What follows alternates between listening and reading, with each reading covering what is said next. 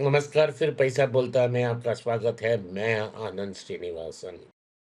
आज हमारे लिए खुशखबरियों का बहार चल रहा है।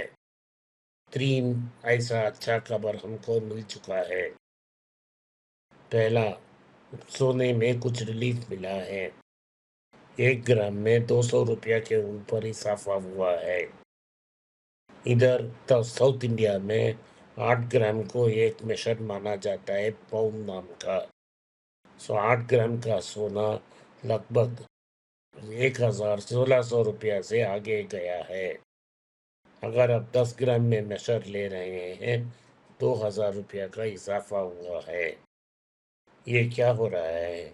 सेंट्रल बैंक्स दुनिया भर गोल्ड को खरीद रहे हैं। जब मार्केट डिप हुआ, उन्होंने एंटर की। क्या ये परमानेंट है?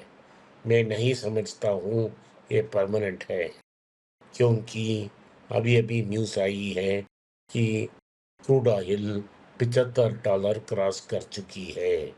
95।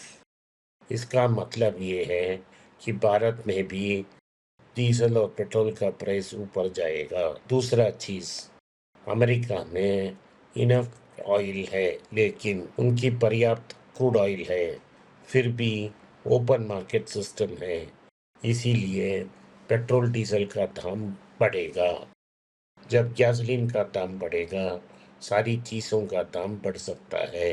अमेरिका में कोर इन्फ्लेशन 3 साढ़े 3 से 4% आ सकती है। इससे अमेरिका की सेंट्रल बैंक रेट को इसी साल 2 बार बढ़ा सकती है। इसका मतलब डॉलर और स्ट्रेंथन हो सकता है और गोल्ड फिर से गिर सकता है। तो ये चेतावनी है, ये परमानेंट नहीं है, ये हाइक ये 2-3 दिन में फिर से गिर सकती है, क्योंकि तेल का दाम बढ़ गया है। इससे और खुशी होकर रुपया गिर गया है। 9650 के पार चल चल गया है। लेकिन जब मार्केट बंद होने के बाद ही $95 का न्यूज़ आया, तो शायद कल या अगले हफ्ते 97 मार्क को रुपया टेस्ट करेगी। अगर 97 को पार करती है, तो फ्यूचर्स मार्केट में गोल्ड 100 पार कर देगा। एक बार ऐसा हो चुका है, तो 100 नया 100 पार कर देगा। इससे जो हम इम्पोर्टेड गुड्स यूज़ करते हैं, इसके सारे दाम बढ़ेंगे। भारत में भी इन्फ्लेशन बढ़ेगा, क्योंकि अमेरिका इंटरेस्ट रेट बढ़ा रही है। इधर से भी पैसा बाहर जाएगा। इससे रोकने हम नामुमकिन है। सिर्फ एक ही काम कर सकता है, अगर central bank interest rate hike कर सकती है। अगर central bank interest rate hike करती है, फिर मार्केट में प्रेशर आ जाएगी। ये ही इक्वेशन अभी चल रही है। दूसरी तरफ आज बजाज ऑटो का उम्दा रिजल्ट आया। हमें इसे 3500 के आसपास कंसिडर किया, और 4-5 साल पहले हमने इसको कंसिडर करने के लिए कहा था। आज उनकी डोमेस्टिक और एक्सपोर्ट सेल्स बहुत भरपूर परफॉर्म की है। उनकी नेट प्रॉफिट्स 45% इंक्रीज हुई है। उनका कहना है कि इलेक्ट्रिक व्हीकल स्पेस में उनका परफॉर्मेंस बहुत अच्छा था, बोथ डोमेस्टिक और एक्सपोर्ट्स में। उन्होंने कहा है कि टोटल सेल्स में लगभग 30% इलेक्ट्रिक पावर ट्रेन व्हीकल्स बन चुकी हैं। तो इसका मतलब है इलेक्ट्रिक ऑटो और चेतक स्कूटर में उनको इनफ ट्रैक्शन मिल चुकी है। पहली बार एक क्वार्टर में वो 7 लाख व्हीकल एक्सपोर्ट कर चुके हैं, तो उनका एक्सपोर्ट इंजन भी फायर हो रहा है। और जो बाइक बेच रहे हैं, वो एंट्री लेवल बाइक नहीं बेच रहे हैं, स्पोर्टी बाइक्स बेच रहे हैं। इसका मतलब है Pulsar, higher end, Domino, Triumph, Kawasaki, इन प्लेटफॉर्म की बाइक्स अच्छी कर रही हैं। ये ओवरऑल कंपनी के लिए अच्छा न्यूज़ है। ऐसे ही समय में टीवीएस मोटर्स ने भी अब बहुत अच्छा रिजल्ट डिक्लेयर की है। 20% और की प्रॉफिट उनकी बढ़ गई है। उनका भी जो रिपोर्ट है, वहाँ पर इलेक्ट्रिक व्हीकल्स की तादाद बढ़ रही है। सेल्स भी बढ़ रहे हैं। तो बजाज ऑटो और टीवीएस दोनों इलेक्ट्रिक ऑटोस और टू व्हीलर्स को डोमिनेट करना शुरू कर चुके हैं। इससे इन पकड़ से किसी और कंपनी को बाहर निकलना मुश्किल है। हीरो का स्ट्रैटेजी सेफ है। वो अपने आप विदा बना रही हैं और येतर में भी उनका बड़ा स्टेक है। टॉप 3 पोजीशन को रिटेन करेंगे, लेकिन हमें वेट एंड वॉच करना पड़ेगा कि होंडा की स्ट्रैटेजी क्या होगी। तभी हमें क्लैरिटी मिल सकती है। जैसा उन्होंने आईसी इंजन्स में की, बहुत जल्दी वो अपना ईवी व्हीकल्स में भी मार्केट को पकड़ सकती है। तो यही 4 प्लेयर्स होंगे। ओला का अंत हो गया। अब सिर्फ ये सोचना है कि कितने दिन के लिए बोरोवर्स चुप बैठेंगे, क्रेडिटर्स चुप बैठेंगे और कंपनी चालू रहेगी, क्योंकि डूबती हुई नाव में कोई पैसा डालने के लिए तैयार नहीं होगा। ये रहा ऑटो इंडस्ट्री। दूसरी चीज़ ये है कि मारुति सुजुकी ने कहा है कि हर व्हीकल में उनका 30,000 रुपया का प्राइस इंक्रीज हो रहा है। इसका मतलब है कि क्योंकि डिमांड बहुत अच्छी है, ऑटो इंडस्ट्री सारे अपना प्राइस इंक्रीज करना चाहते हैं। दूसरी बात यह है कि जर्मन कार मेकर वोक्सवैगन, जो डीजल की चीटिंग में केस में फंस गई है, वो बहुत प्रॉब्लम में है। वो हमारे चाइनीज कंपटीशन से जूझ रही है। अपने वर्क स्टाफ को 50% दुनिया भर काट रही है। इधर भारत में एक स्ट्रैटेजिक पार्टनर की खोज हो रही है। हमें लगता है कि वोक्सवैगन की क्लोजली हेल्ड कंपनी में जेएसडब्ल्यू ही इन्वेस्ट करेगा। जेएसडब्ल्यू बड़े कर्जदार कंपनी है। उनकी सारी कंपनीज में बड़े कर्ज हैं।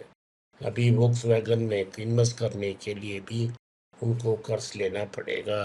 तो वोक्सवैगन जेएसडब्ल्यू का फ्यूचर इंडिया में ब्राइट नहीं लगता है। सेंटरी नाम की एक इंश्योरेंस कंपनी से, हेल्थ इंश्योरेंस कंपनी से कॉग्निजेंट को $500 मिलियन का बिजनेस मिल गया है। ये साबित करता है कि IT services are here to stay. जो भी हो, ये सर्विसेज मॉडल में भी उनका एक बड़ा फ्यूचर है और वो अच्छा करेंगे। इसमें कोई दो राय नहीं है। आज इंडियन होटल्स का रिजल्ट आया 2017 के बाद, जब आज पुनीत चटवाल ने टेक ओवर की। उन्होंने ताज ब्रांड को कम्प्लीटली टर्न अराउंड की। उन्होंने एसेट लाइट स्ट्रैटेजी का एम्प्लॉय किया और कंपनी को बहुत जल्दी एक्सपेंड कर ली। अभी 350 होटल और खोलने के लिए तैयार हो रहे हैं। इस क्वार्टर की प्रॉफिट में उनकी 20% की इजाफा है।